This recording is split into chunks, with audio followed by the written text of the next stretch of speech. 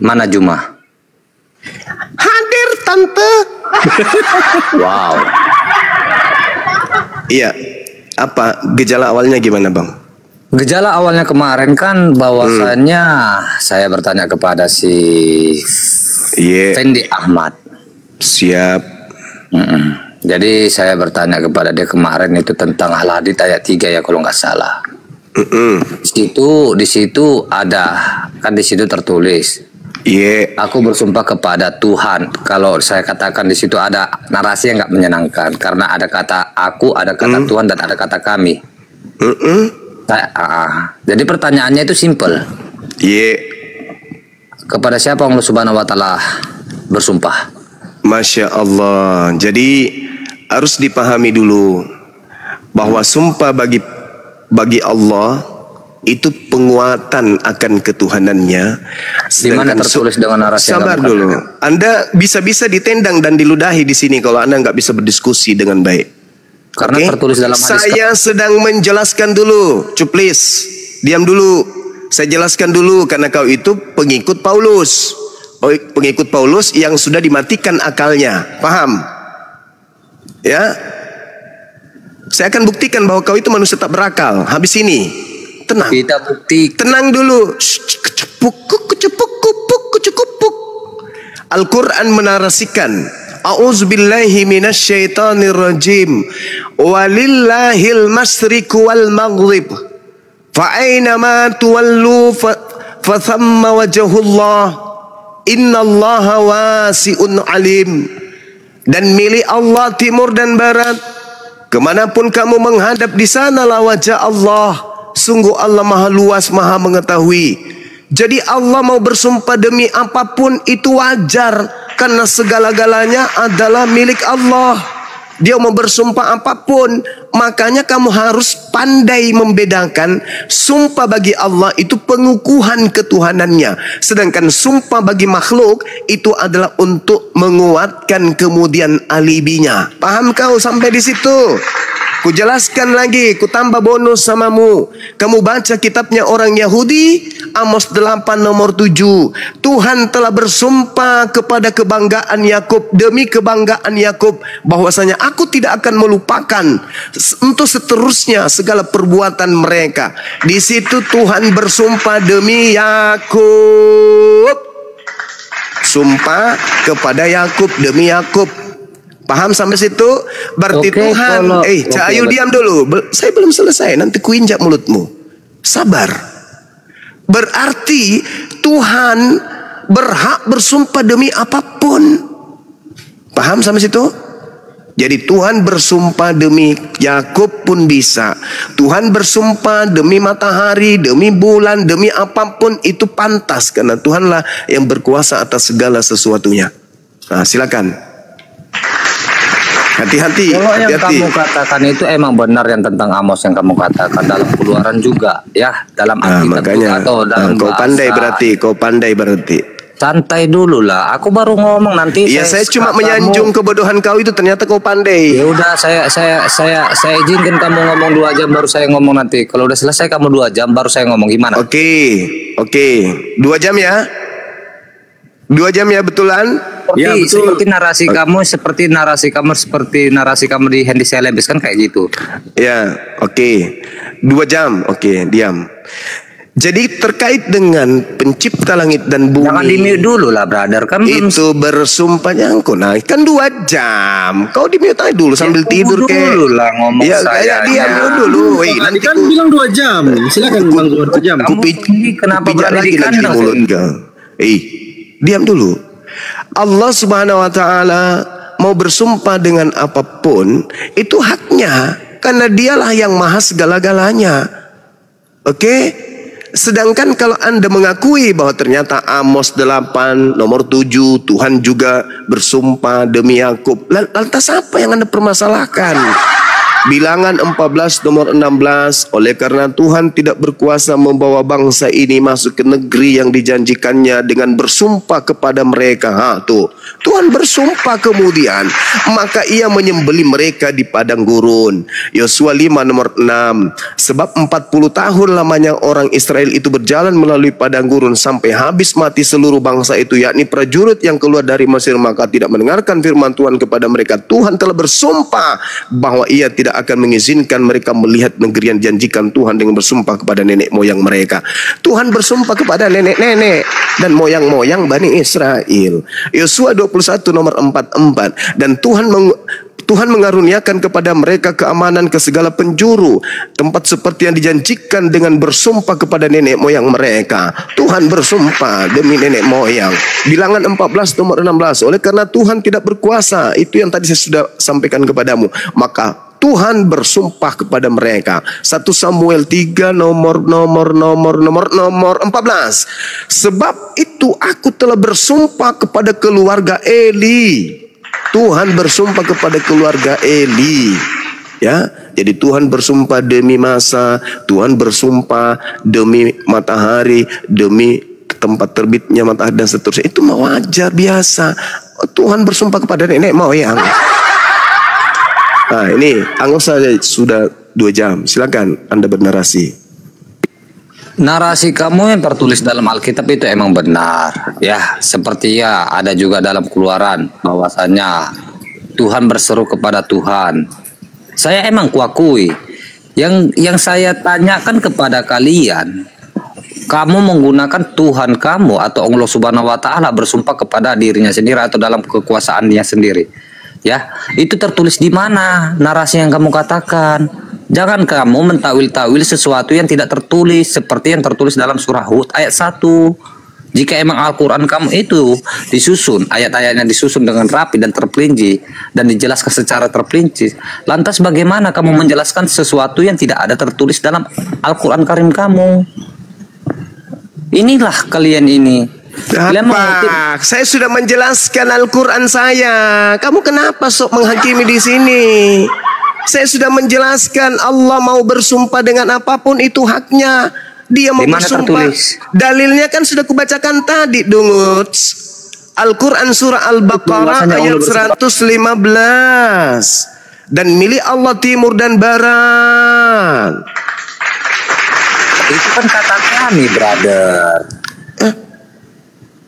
Itu kan dalam hal hadits ayat 3 kan kata kami. Kata kami itulah yang mengatakan sesuatu narasi. Di situ kata aku. Kenapa bersumpah. Rupanya? Nah sekarang bagaimana Allah di dalam Al-Quran bisa menarasikan dirinya dengan kata kami, dengan kata aku, nahnu. Dan sementara bahasa Indonesia tak sanggup untuk menyeimbangkan bahasa Indonesia dengan bahasa Quran. Paham sampai situ? Karena saya paham, bukan nggak saya paham, saya paham, ngerti. Kamu mengambil kutipan dalam hal hadits ayat 3 itu tentang kata kami lah yang menjaga bulan bintang dan segala macam. Terus apa masalahmu apa? Masalahmu apa? Masalahnya kepada siapa Allah kamu ini bersumpah, sedangkan di situ kan aku bersumpah kepada Tuhan. Tuhan bersumpah atas dirinya, emang kenapa rupanya? Di mana tertulis dalam Al-Quran Karimmu? Itu salah. Yang kau bacakan tadi apa? Yang kau sebutkan tadi hadits itu apa? Di mana tertulis dalam Al-Quran Karimmu? Tuhan itu cuma satu, Tuyul. Jadi ketika Tuhan bersumpah, apa? Dia sudah mengatakan walillahil masyriq wal maghrib. Jadi Tuhan mau bersumpah dengan siapapun, dengan atas nama dirinya, dengan makhluknya, itu haknya dia. Dia yang menciptakan segala-galanya. Jadi kalau dia mau bersumpah atas nama dirinya, bersumpah atas Tuhan yang adalah dirinya sendiri, ya itu wajar. Itu wajar. Apa masalahnya rupanya? Sumpah bagi Allah itu adalah penguatan. Dan Tuhan itu cuma satu. Allah itu cuma satu. La ilaha illa ana. Tidak ada Tuhan selain daripada aku. Tuhan memang kadang mengatakan dirinya dengan kata dia, dengan katanya, dengan kata kami. Itu Tuhan selalu menarasikan begitu. Sama seperti ketika di dalam kitabnya orang Yahudi, baiklah kami. menciptakan manusia serupa dengan gambar kami. Pertanyaan saya, Tuhannya Yahudi itu ada berapa? Tuhannya Yahudi ada satu, yaitu. Nah, kenapa Tuhan mengatakan kata kami di situ? Kata kami itu kan tentang apa? Tentang apa? Itu tentang apa namanya? Tentang apa? Tentang apa namanya? Katakan itu sidak ilahi. Kok ketawa? Tuhannya Yahudi ada berapa? Ada satu. Yaitu Yotevave. Ya, siapa? Oh, Yotevave. Terus kenapa dia menggunakan kata kami di situ? Kata kami di situ kan karena kan dia sendiri yang menciptakan itu. Makanya baiklah kami menciptakan. Ya, kenapa dia mengatakan kami kalau cuma sendiri? Karena kenapa dia menggunakan kata kami itu kan suka-suka dia kan gitu. Benar gak? Jadi kalau pemahamannya kan gini, brother. Giliran kalau Islam mengatakan kata kami, kau bilang Tuhan kami banyak gitu. Atur epanya kenapa gini Fendinya?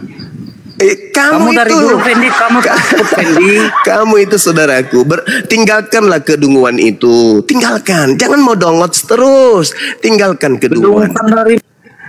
Tinggalkan kedunguan. Anda sendiri, saudara, Anda sendiri mengatakan bahwasanya Tuhannya Yahudi itu satu, ya kan? Terus kenapa Tuhannya Yahudi mengatakan kami kalau begitu, kalau cuma satu? Ya, kenapa?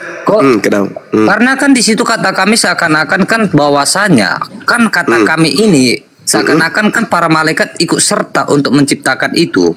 Menciptakan apa? Menciptakan manusia. Sama berarti kamu itu ikut-ikuti. Kamu ikut-ikuti konsep di Islam itu berarti. Ngikut-ngikuti. Yang ngikuti di. Aduh ampun dah. Yang ngikuti konsep Islam itu kan adalah Islam itu sendiri mengikuti kata kami. Lucu ente ini, lucu. Serius. Makanya aku bilang tinggalkan kedunguan itu, saudara. Jangan dungu terus. Kasihan. Dari mana kamu katakan dungu? Sekarang begini, kamu baca 1 Korintus 8 nomor 6. Sebab hanya ada satu Allah saja, yaitu Bapa, dan hanya ada satu Tuhan saja, yaitu Yesus. Yesus ini siapa menurutmu? Yesus Kristus itu adalah Tuhan itu sendiri, yang disebut adalah Yotevave. Kalau Bapa itu adalah Yotevave, yang disebut dengan dalam kosakata bahasa Yunani ya kalau nggak salah ya, itu Yeshua Masia ya kalau nggak salah. Ya, Allah ada berapa? Allah ada berapa? Ya, jaringanku ya. Allah ada berapa? Allah itu adalah sebutan bagi dia yang diterjemahkan oleh Allah ada berapa? Allah ada berapa? Kalau Allah itu ya banyak, ilah lain banyak. Makanya kan dalam kamu tidak belajar berarti. Kau baca 1 Korintus nomor 8, di situ dikatakan Allah itu cuma satu, yaitu Bapa. Allah kok banyak? Bentar dulu bro, ini si Fendi Ahmad ini yang punya room ini pernah kau pecundang kali bro, mau di room kawan kau pun saya sendiri masuk sini di room Islam pecundang kalian semua. Enggak pecundang. Ini diam-diam kayak apa nih? Jangan gue bangunkan singa tidur.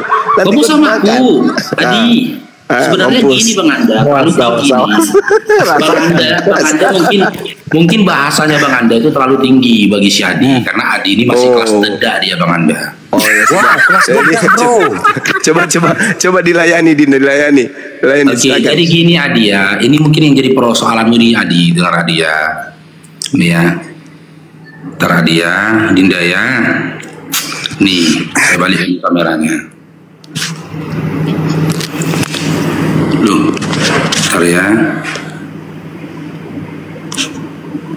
Oke.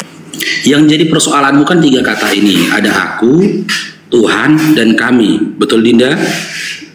Iya, itu kan 3 itu. 3 tapi 1. Oke, 3 kata ini. 3 tapi 1. Jangan kau rempet-rempet ke ajaran. Ya, itu kan benar. 3 tapi 1. Okay. Gimana sih? Aku di sini eksistensi Allah itu sendiri. Yaitu Allah. Mengikuti pemahaman apa ini Tuhan di sini. Tuhan ini gelar atau nama?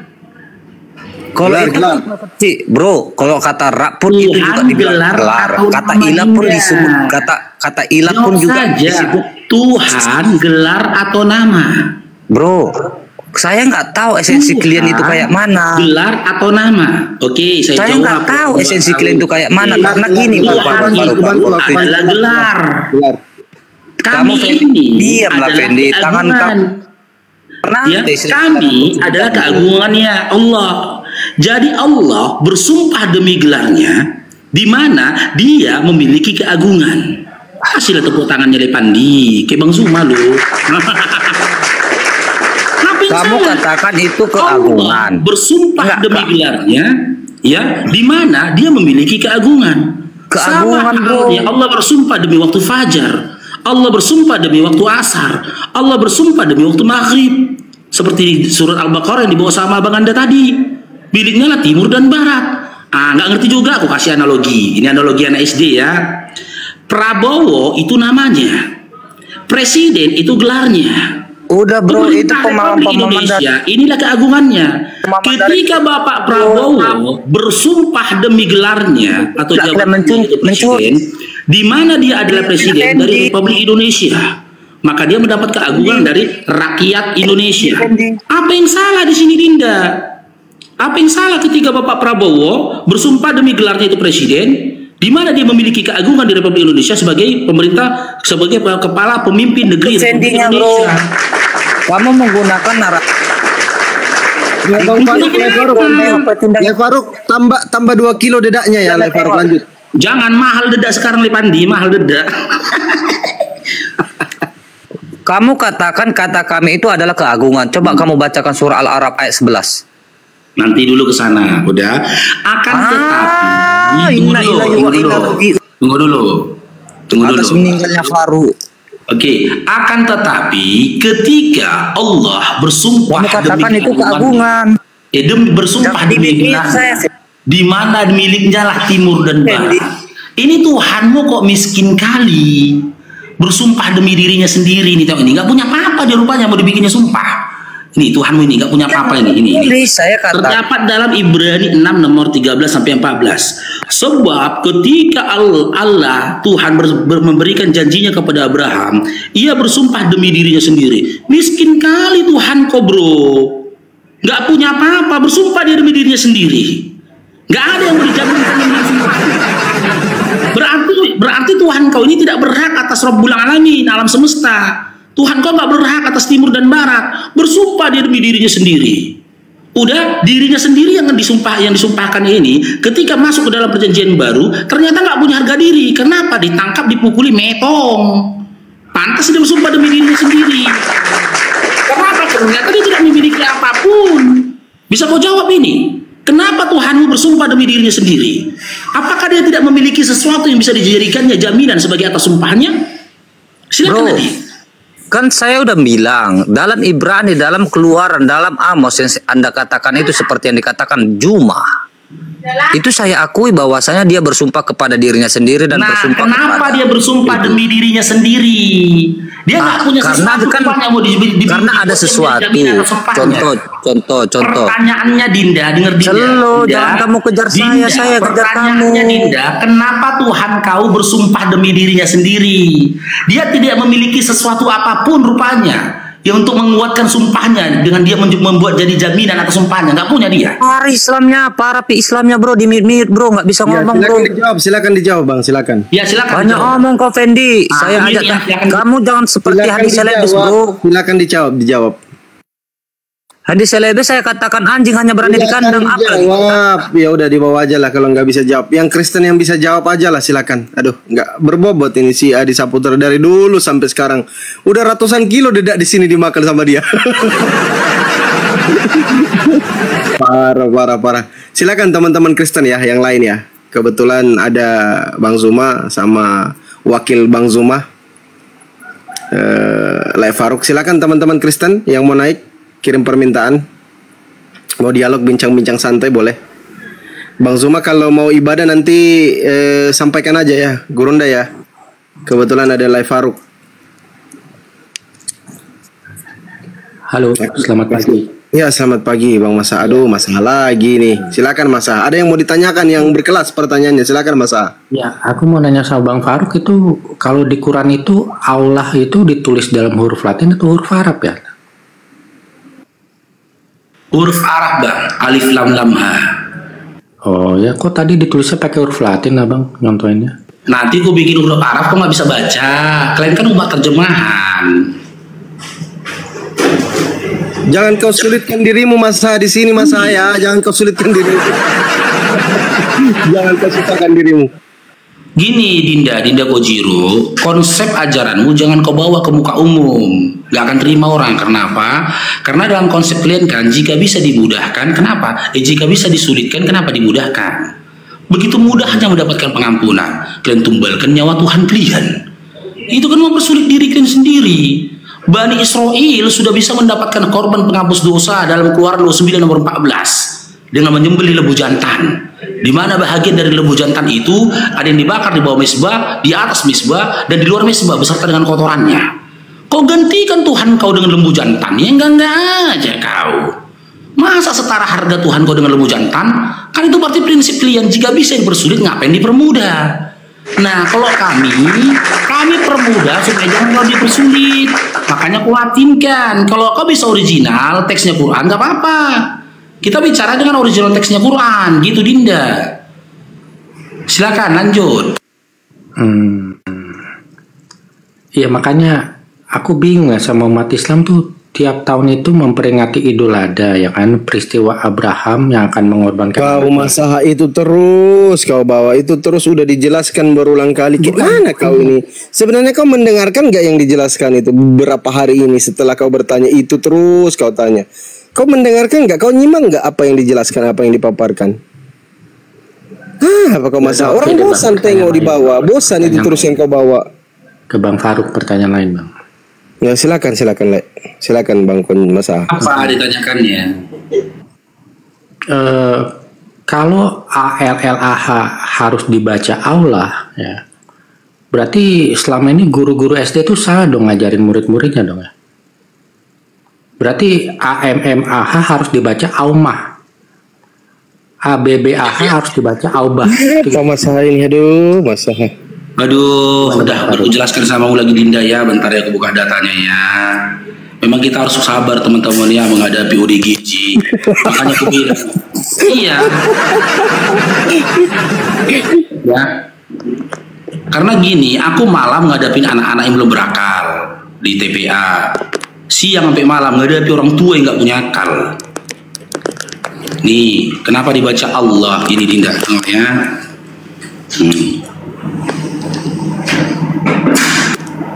Orang tua maksudmu ini Faruk masalah ini begitu? Iya begitulah. Oke. Lanjut. Kata Latin ALLAH ya itu bersumber dari ini original teksnya. Alif lam bertasjid ha. Ya, pemahaman sederhana lam bertasjid ini L-nya 2 karena dia bertasjid dan Latinnya seperti ini. Akan tetapi karena kami tahu Latin ini bersumber dari original teksnya Quran bahasa Arab alif lam lam ha, maka kami terikat dengan disiplin ilmu ketika membacanya Dinda. Disiplin ilmu apa itu disebut Faruk? Disiplin ilmu tajwid. Kami nggak boleh membaca sembarangan karena kami tahu ini bersumber dari original teksnya ini. Di mana di dalam pemahaman tajwidnya ketika bertemu kata seperti ini, rangkaian huruf yang menjadi bentuk kata seperti ini, kami harus gunakan hukum ilmu tajwid, disiplin ilmu tajwid. Di mana huruf alif yang makhrajul hurufnya al-halqi bagian bawah, tenggorokan paling bawah, memiliki sifat siddah atau tegas. Maka ketika membacanya itu harus disiddakan. Nggak boleh nggak boleh ya. Setelah itu bertemu dengan huruf lam yang bertasdid. Di mana huruf lam bertasdid ini ya, huruf lam bertasdid ini adalah tebal atau dibaca disebut dengan ini khiraf. Seperti terdengar huruf O tapi bukan O. Dari mana terdengar suara huruf O-nya Bang Faru? Karena ya punggung lidahmu itu diangkat ke langit-langit. Memang gak akan ngerti ini Bang. Biar dia tahu luar biasanya Islam itu akan ilmu. Punggung lidahmu diangkat ke langit-langit. Jadi bunyinya seperti ada huruf O, tapi kami tidak baca O, tetap baca A. Au. Ya Allah. Setelah itu bertemu dengan huruf H.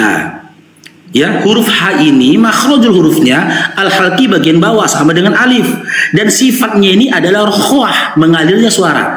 Allah, Allah. Begitu kami membacanya. Kenapa kalian baca seperti itu? Karena kami terikat dengan disiplin ilmu tajwid, meskipun kami membaca dalam bentuk Latin. Karena kami tahu kata Allah ini bersumber dari original teksnya alif lam lam ha. Kan gitu, beda sama kalian. Di mana di dalam terjemahan kalian tertulisnya Allah, sementara original teksnya tertulisnya Theos. Theos jika diterjemahkan ke dalam bahasa Inggris, ya orang Inggris menerjemahkan dengan kata God. God itu ya diterjemahkan ke bahasa Indonesia harusnya Tuhan.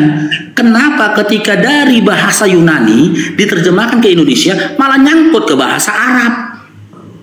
Dan kalian membacanya itu tidak dengan disiplin ilmu. Suka-suka gigi kalian aja membacanya dengan bacaan Allah, Allah. Gini bang. Sudah paham?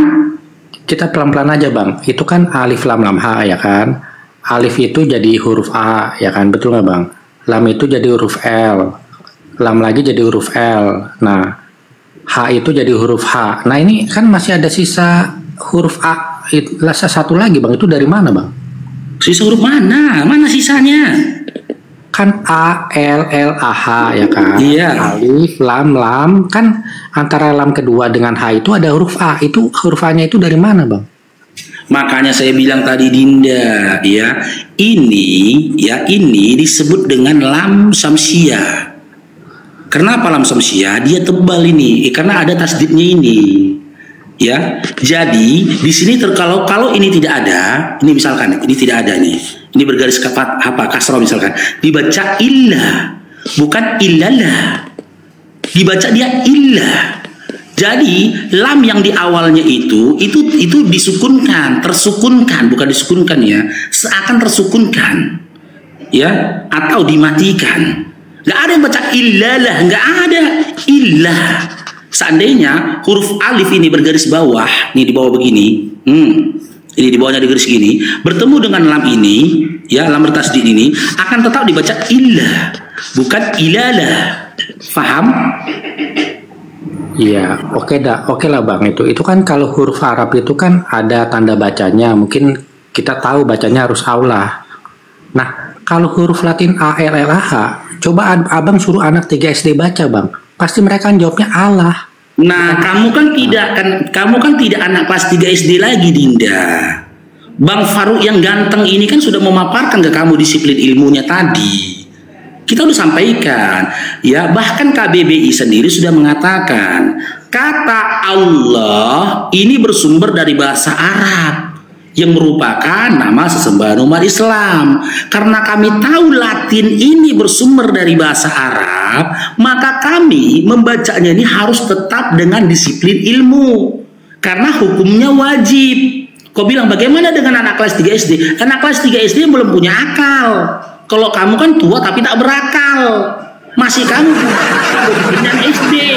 Janganlah kau kayak anak SD, udah dipaparkan sama mu kajiannya. Masih juga kau mengikuti bacaannya seperti anak SD. Yang salah bukan aku, kamu. Punya akal tapi nggak digunakan. Gimana? Jadi guru SD itu salah ngajarin anak. Tadi kau bilang anak SD, sekarang guru SD. Bentar lagi kepala sekolah SD. Siapa sih maksudnya kau bilang? Waktu aku SD kan aku diajarinnya HLLA itu dibaca Allah gitu loh. Ya udah Bang Fandi ganti sama yang lain deh. Itu Bang ada tamu. Itulah makanya aku bilang samamu, jangan terlalu banyak kau makan dedak. Terlalu banyak kau makan dedak kayak gini otak mulai aduh. Iya gini Dinda ya, Dinda Kojiro ya. Sedihnya aku gini Dinda Kojiro. Dinda Kojiro tahu nggak? Ketika aku memaparkan kajian ini, muridku itu anak umur 3 tahun loh. Anak umur 3 tahun tuh, oh iya om ya, iya. Ini kau masih banyak pertanyaan. Masa lebih pinter anak umur 3 tahun daripada kau Kojiro? Jangan begitulah, ya. Oke, lanjut yang lain. Ya Bang Karo, monitor Bang Karo. Ini edukasi Bang buat Masaha ini ya. Silakan Bang Karo.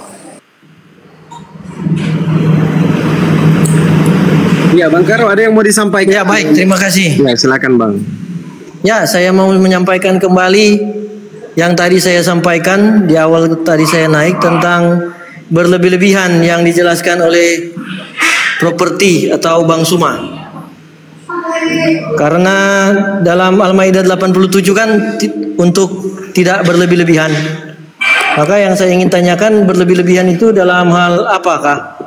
Apakah hanya dalam hal patokannya hanya dari segi tubuh manusia, atau ada lebih dari ukuran tubuh manusia, atau lebih dari sekedar homosentris? Nah, boleh. Itu baru pertanyaan. Monitor Bang Zuma.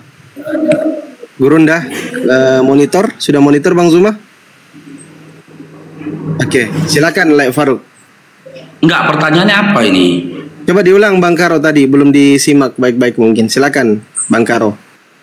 Ya, jadi tadi saya naik karena saya tertarik dengan perkataan Bang Suma mengenai tidak seperti yang lain yang makannya tidak ada batasan, segala sesuatu boleh disantap, tidak ada batasannya dan tidak ada halal haramnya.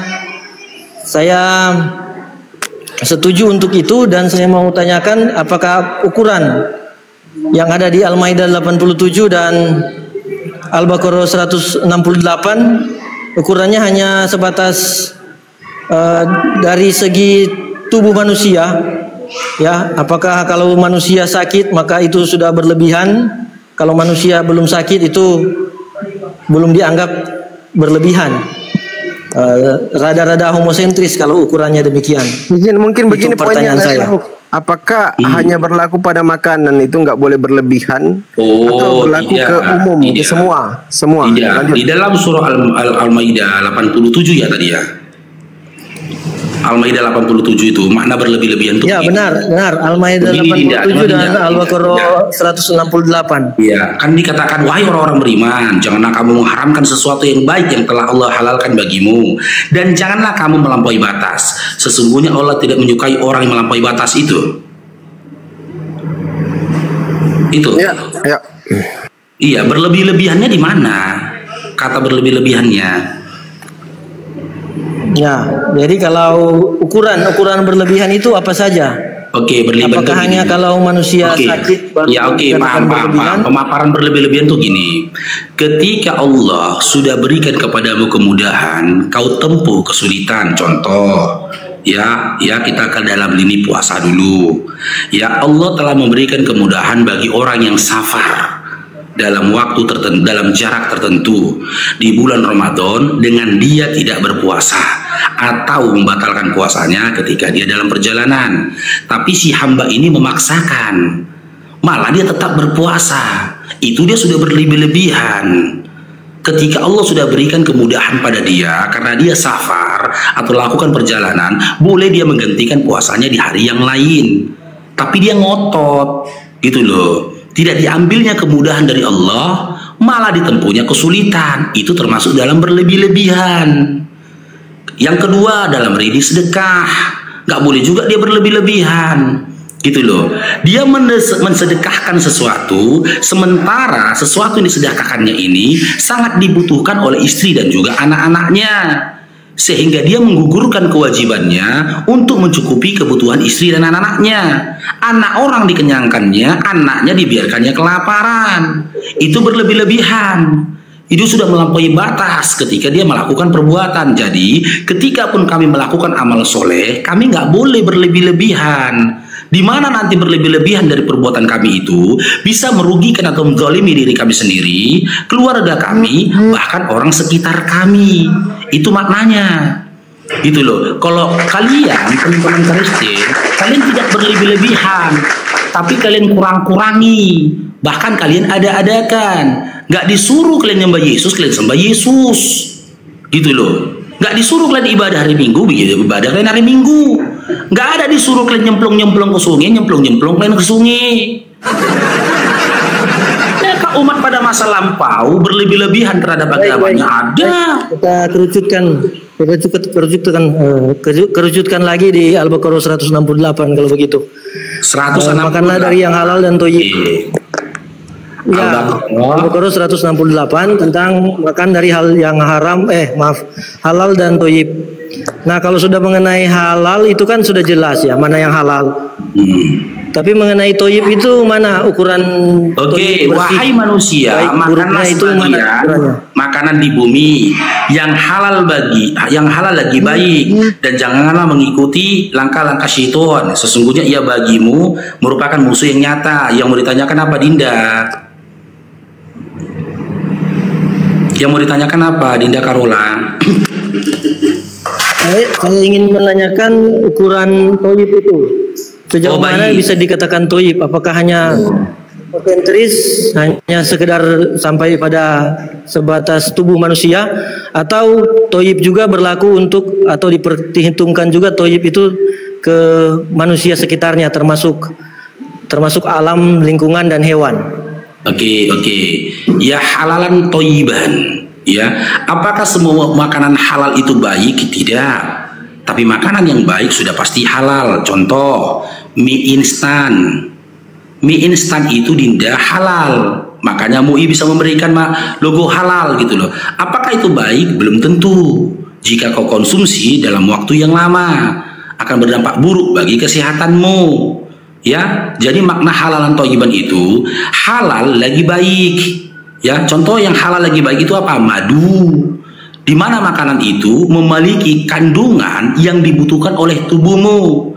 Kau nggak usah cerita dulu memberikan kebaikan kepada orang lain sebelum tubuhmu sendiri kau berikan haknya untuk kebaikan itu tadi. Karena dengan kebaikan yang ada dalam tubuhmu, jika tubuhmu sehat, baru kau bisa memberikan manfaat buat orang lain.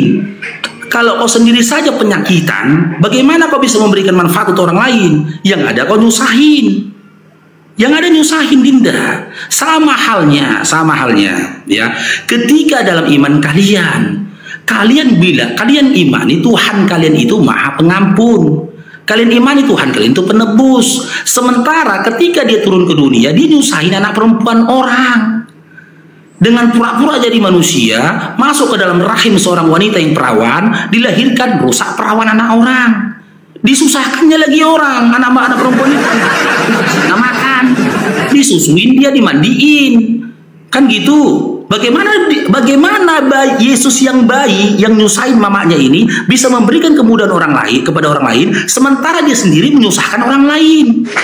Kebalik dia. Kalau kami, kau jangan cerita dulu memberikan kebaikan kepada orang lain. Jangan cerita dulu kau memberikan manfaat buat orang lain. Sementara dirimu sendiri, tubuhmu sendiri, tidak kau pikirkan kebaikan atas dirimu. Karena hanya jika kau mengambil manfaat atau kebaikan dalam tubuhmu, ketika tubuhmu sehat, baru kau bisa berpikir dan berbuat untuk kebaikan orang lain. Gitu, Dinda ya. Jadi kata besarnya kalimat yang menjadi benang merah itu begini. Baik ya, halal belum tentu baik, tapi baik sudah pasti halal. Begitu, Dinda ya. Lanjut. Baik, kita kasih applause ya untuk saudara kita Le Faruk. Masya Allah, ini terlalu banyak jual dedak ini kayaknya, makanya pintar begini. Silakan Bang Karo, ada lagi yang mau ditanya. Le Pandi. Aku bisa izin sekali aja, dari tadi kutahan ini loh. Silakan Le. Boleh ya? Oke. Bukan, karena ini bukan komal kita, teman-teman. Cair dong. Silakan Bang Karo. Bang Karo, buka mute. Ya. Silakan. Terima kasih ya. Nah, jadi apakah menyantap hewan itu kalau secara dalam ukuran tertentu ya, sampai pada titik tertentu, apakah menyantap pola sedemikian itu ya bisa sampai juga melanggar prinsip toyib? Jika ternyata bisa. Pola sedemikian bisa punya efek negatif ke lingkungan, apalagi ya ke lingkungan lah sekurang-kurangnya. Bisa Dinda, karena di dalam Al-Quran Allah menyampaikan, makan dan minumlah kamu tapi jangan melampaui batas, karena sesungguhnya Allah tidak menyukai orang-orang yang melampaui batas. Siapa itu orang-orang melampaui batas?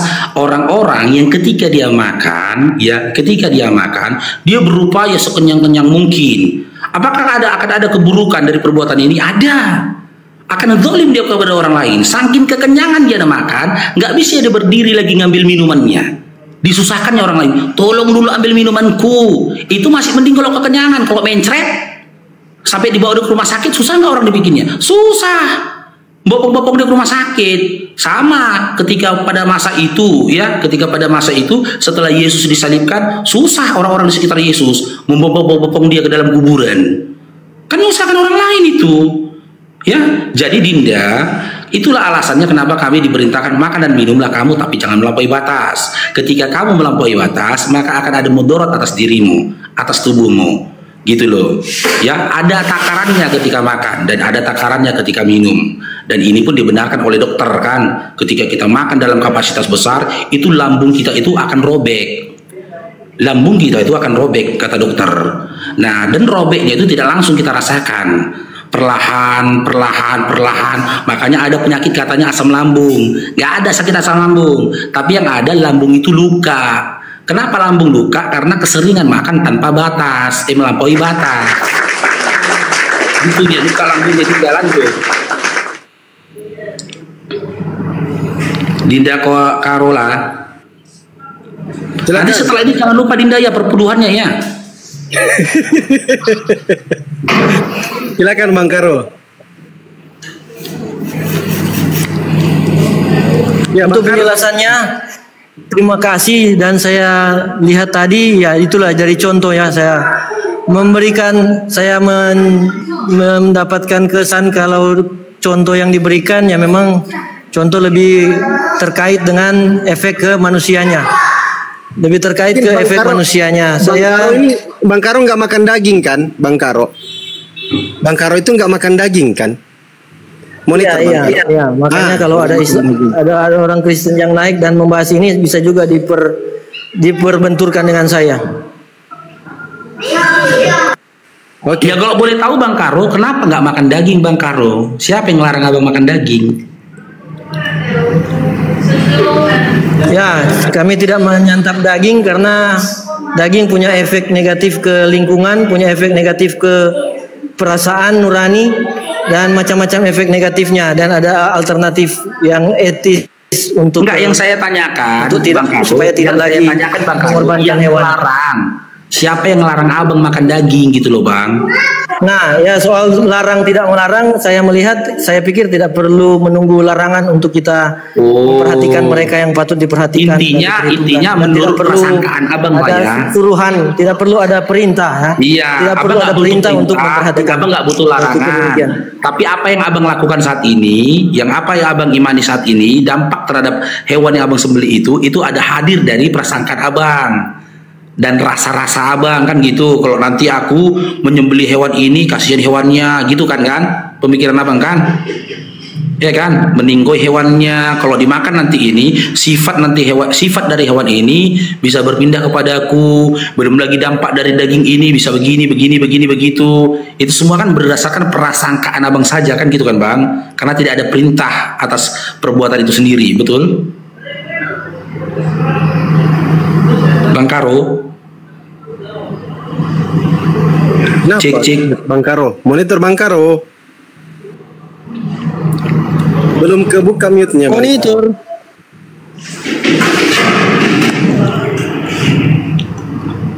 Nyimak lah Bang Karo, nyimak. Kalau diterangkan itu menyimak Bang. Tapi di Komalmu enak lepan dia, bisa ngomong bagus-bagus gini ya. Iyalah. Di Komalku kerasukan aja Oten. Di sini enak loh teman-teman. Diskusinya enak di sini loh. Kadang dapat juga kayak gitu lah kadang. Oh iya. Itu dosis dedaknya kurang, dosis dedaknya itu biasanya kurang. Jadi kita agak saya pikir yang live di YouTube itu harus